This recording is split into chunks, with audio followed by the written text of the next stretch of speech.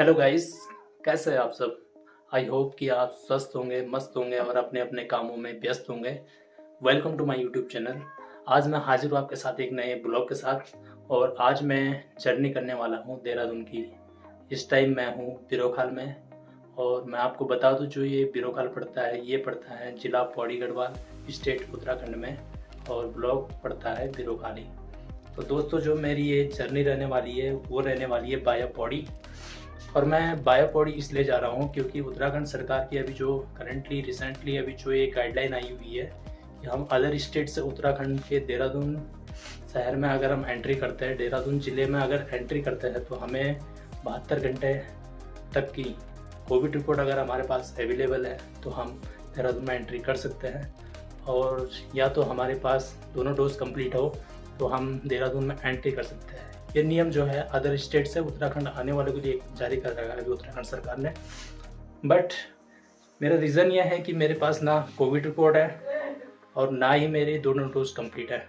तो मेरे पास एक ही ऑप्शन बचता है बाया पौड़ी जाने का, क्योंकि अगर मैं बाया कोटद्वार जाता हूँ तो मुझे कोटद्वार से देहरादून जाने में अदर स्टेट मतलब कि यूपी होते हुए जाना पड़ेगा। तो मैं इसलिए नहीं जा रहा। रामनगर से जाऊँगा तो वहाँ से भी यूपी में एंट्री करनी पड़ेगी, तो इसलिए नहीं जा रहा। और पौड़ी से अगर जाता हूँ तो पौड़ी से मुझे अपने स्टेट से ही मैं देहरादून पहुँच जाऊँगा, तो मुझे ना कोविड रिपोर्ट की ज़रूरत पड़ेगी और ना ही मुझे अपनी दोनों डोज कंप्लीट की ज़रूरत पड़ेगी। तो दोस्तों, बने रहिए मेरे साथ। और मेरी जो यात्रा होने वाली है वो मेरी उत्तराखंड परिवहन निगम की बस के थ्रू होने वाली है और मेरी जो बस निकलेगी वो सुबह 5 बजे निकलेगी। दोस्तों बने रहिए, जर्नी कराते हैं आपको कल सुबह। ठीक है दोस्तों, मैं अपनी पैकिंग कर लेता हूँ।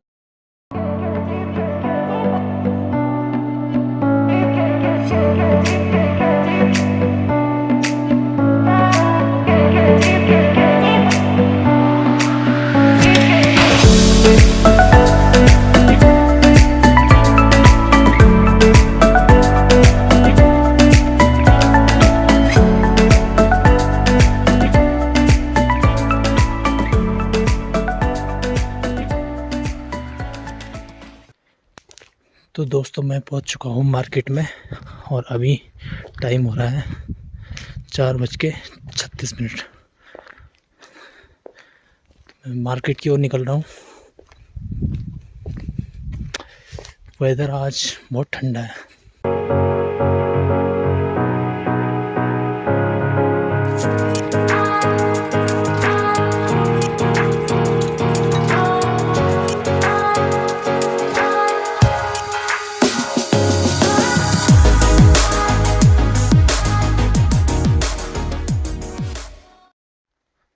तो दोस्तों 5 बजने वाले हैं, बट अभी तक मुझे लग नहीं रहा कि अभी ड्राइवर कंडक्टर की नींद खुली है।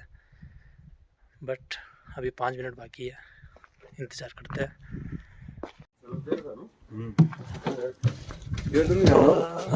बना के लाना है, इधर ही बैठ जाना, है नहीं कहाँ बनाना है। यहाँ बैठ जा, यहाँ पे।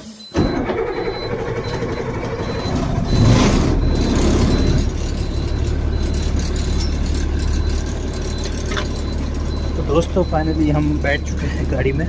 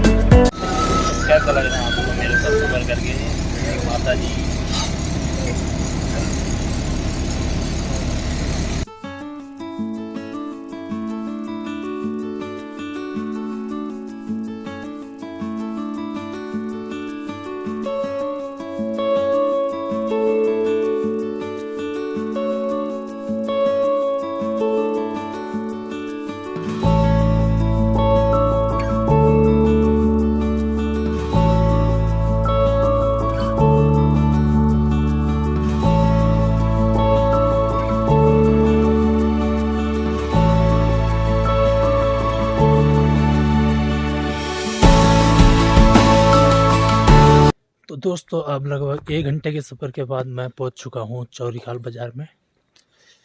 और यहां पे इस टाइम पे गाड़ी रुकी हुई है। अभी जो है सब ब्रेक टाइम ले रहे हैं, अपना चाय पी रहे हैं।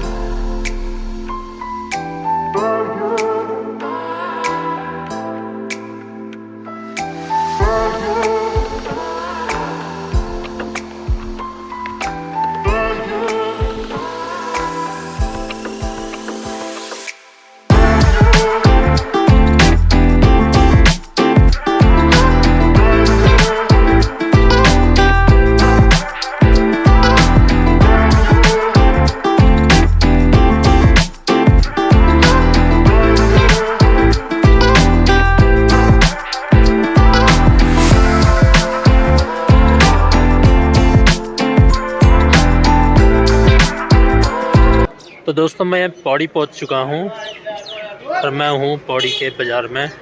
और ये सामने है पौड़ी का बस अड्डा।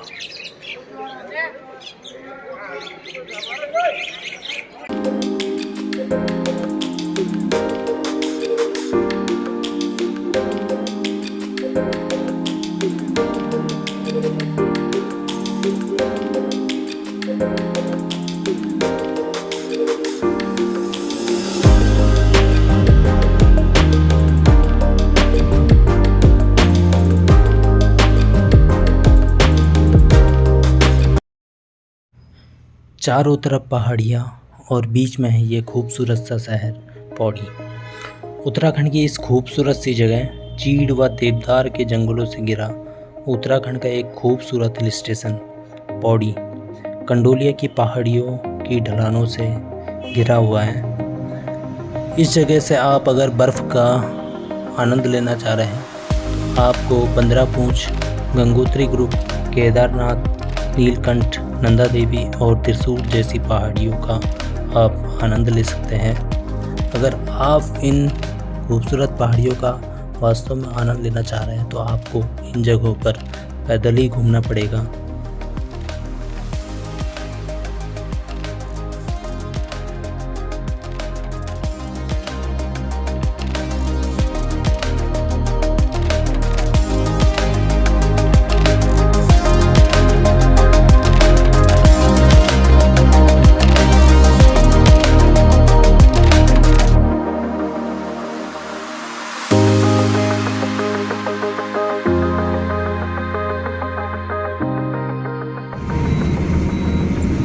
ये है उल्टी करने वाले श्री माता श्री।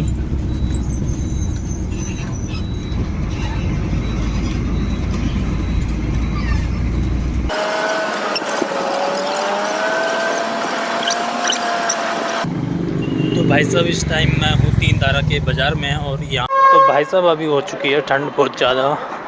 अब मैं चलता हूँ बस की तरफ और घूम लिया मार्केट। अब मेरे अंदर ज़्यादा हिम्मत ना है बाहर घूमने की।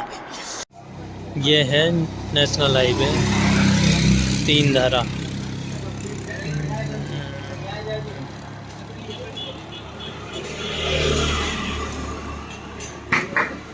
ये बड़ा बिजी रहने वाला हाईवे है। ऑल वेदर रोड का जब से यहाँ पे कंस्ट्रक्शन हुआ है तब से इसका चौड़ीकरण भी हो चुका है और रोड की स्थिति पहले में काफ़ी सुधार आ चुका है। पे मैं पहुँच चुका हूँ तीन धारा की मेन मार्केट पे। जय बद्री विशाल,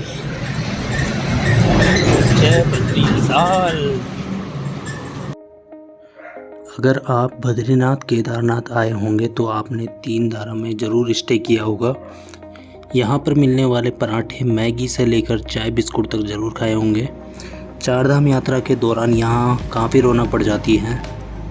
वैसे इस जगह को लोग आमतौर पर तीन धारा के नाम से जानते हैं, लेकिन सही नाम जो इसका है वो भेड़ू पानी है, जो समय के साथ साथ तीन धारा के नाम से जाने लगा।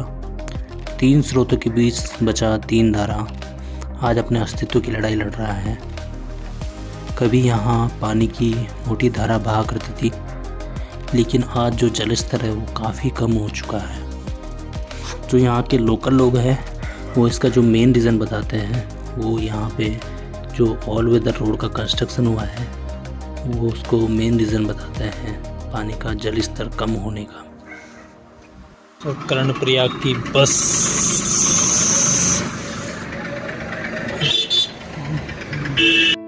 उत्तराखंड में चारों धामों को जोड़ने वाली राष्ट्रीय राजमार्ग प्रोजेक्ट का काम बड़ी तेज़ी से आगे बढ़ रहा है। यह सड़क बारिश और बर्फबारी में भी खुली रहेगी, जिससे चार धाम यात्रा साल भर चल सकेगी। उत्तराखंड ऑल वेदर रोड की जो इकोनॉमिक एंड सोशल डेवलपमेंट में एक मील का पत्थर साबित होगी। उत्तराखंड में केदारनाथ, बद्रीनाथ, गंगोत्री, यमुनोत्री यात्रा ने लैंडस्लाइडिंग, सिंकिंग जोन, अंधे मोड़ से होते हुए पगडंडी में सड़क तक का सफ़र तय किया है। हर साल लाखों यात्री चार धाम, हेमकुंड साहिब, औली और फूलों की घाटी की यात्रा पे आते हैं। इस दौरान उन्हें काफ़ी तरह की समस्याओं से गुजरना पड़ता है। बारिश में ये मुश्किलें जो हैं वो और ज़्यादा बढ़ जाती हैं। कई जगह रोड का टूट जाना, ऑल वेदर रोड के बन जाने के बाद चार धाम यात्रा सभी मौसम में सुरक्षित एवं सुगम बन जाएगी।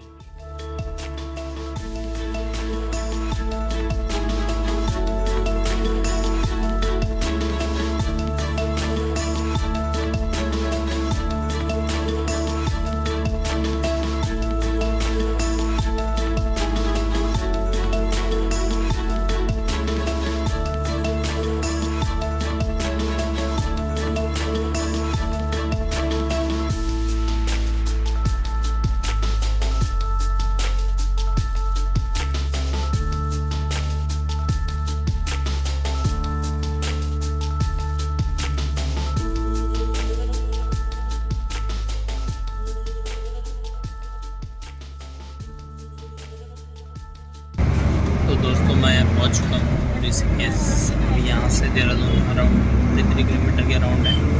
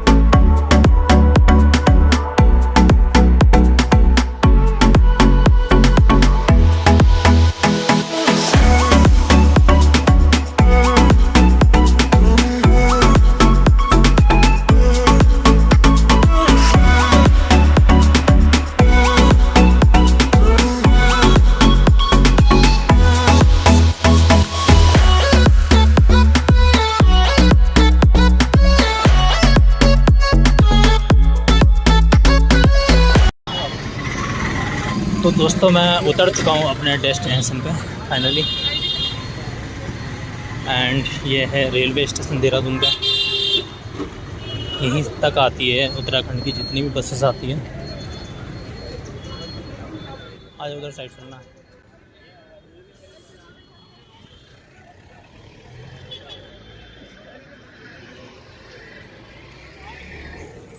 तो दोस्तों देखते हैं यहाँ से अब मुझे क्या क्या कन्वेंस मिलता है। यहाँ से मुझे विक्रम से जाना पड़ेगा थोड़ा सा यहाँ से दूर पड़ता है। विक्रम से जाऊँगा या ई रिक्शा से जाऊँगा, देखते हैं। अभी बज रहा है 5:43 और मैं पहुँच चुका हूँ अपने डेस्टिनेशन पे। यहाँ फाइनली मैं पहुँचने वाला हूँ मंडी चौक पे, निरंजनपुर मंडी चौक पे।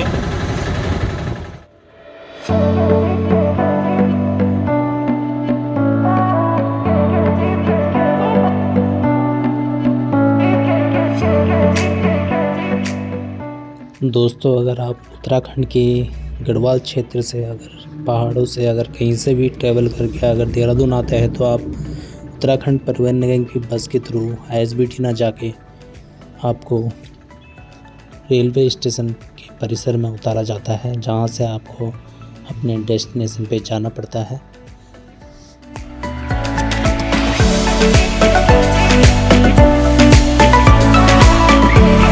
तो दोस्तों, मैं पहुंच गया हूं और मैं आपको यही रिकमेंड करना चाहूँगा, अगर आप फिरोखाल से देहरादून आते तो आपको